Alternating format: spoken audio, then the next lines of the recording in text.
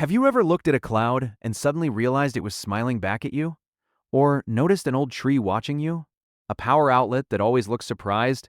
A car that seems angry? A coffee stain with a tiny face hiding inside it? Once you notice it, you can't stop seeing it. The strange part is, none of those things changed. Only one thing did: your brain.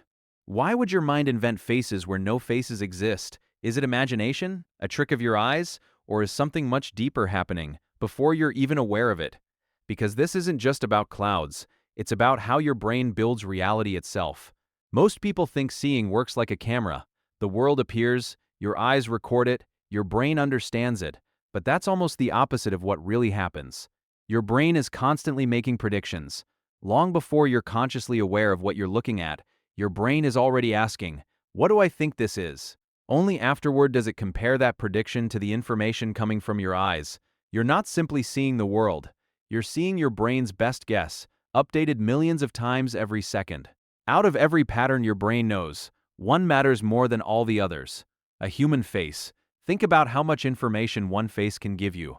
Friend or stranger, happy or angry, safe or dangerous, interested or disgusted.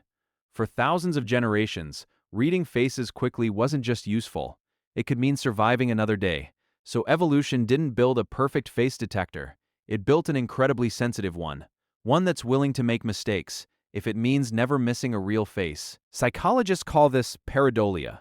Your brain only needs the smallest hint.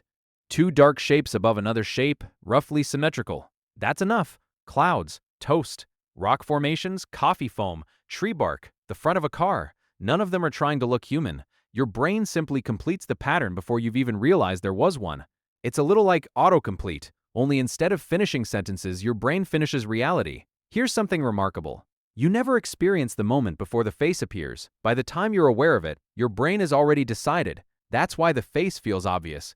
You don't think, "Maybe that's a face." You think, "That's definitely a face." Certainty arrives before evidence, and that tiny detail turns out to matter far beyond clouds, because your brain doesn't only complete visual patterns, it completes social ones too. Someone replies with one short message. Your brain finishes the story.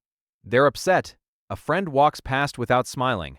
They're angry. Someone doesn't text back for a few hours. They're losing interest. Maybe. Or maybe your brain saw two dots and drew the rest of the face. The same prediction system that invents smiles in the clouds can invent intentions where none exist. This doesn't mean your brain is broken.